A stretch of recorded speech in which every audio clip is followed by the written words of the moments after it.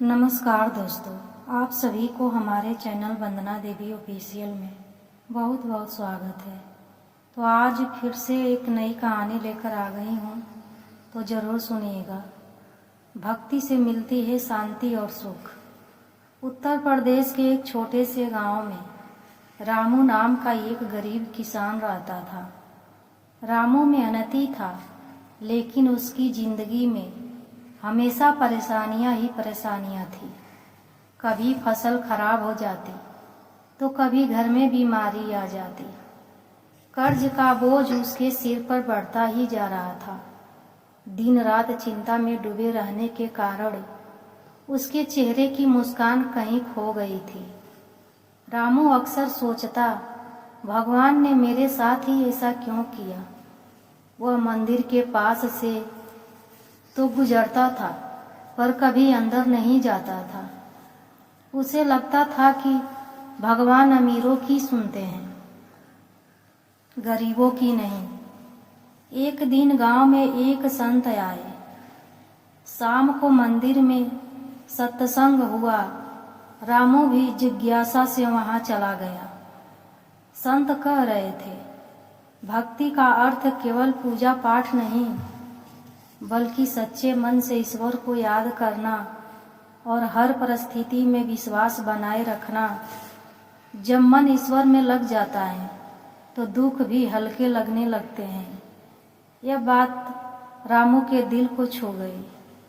उसने सोचा, मैंने कभी सच्चे मन से भगवान को पुकारा ही नहीं। उसी दिन से उसने रोज सुबह और शाम कुछ समय भगवान का नाम जपना शुरू कर दिया।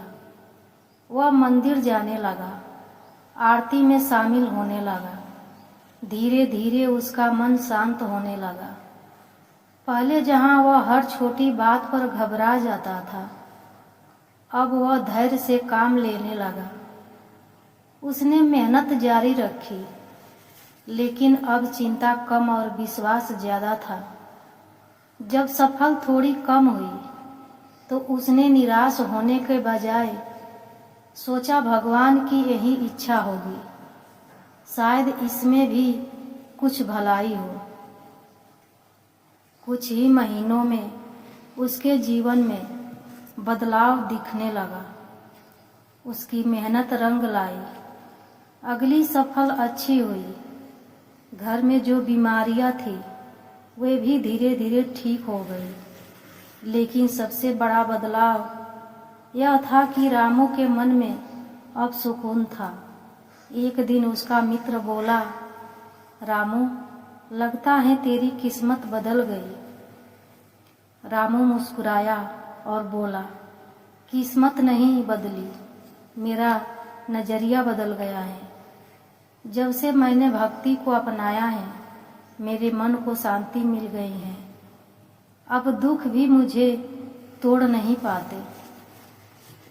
रामू समझ चुका था कि भक्ति केवल समस्याएं दूर करने का साधन नहीं, बल्कि मन को मजबूत बनाने की शक्ति है।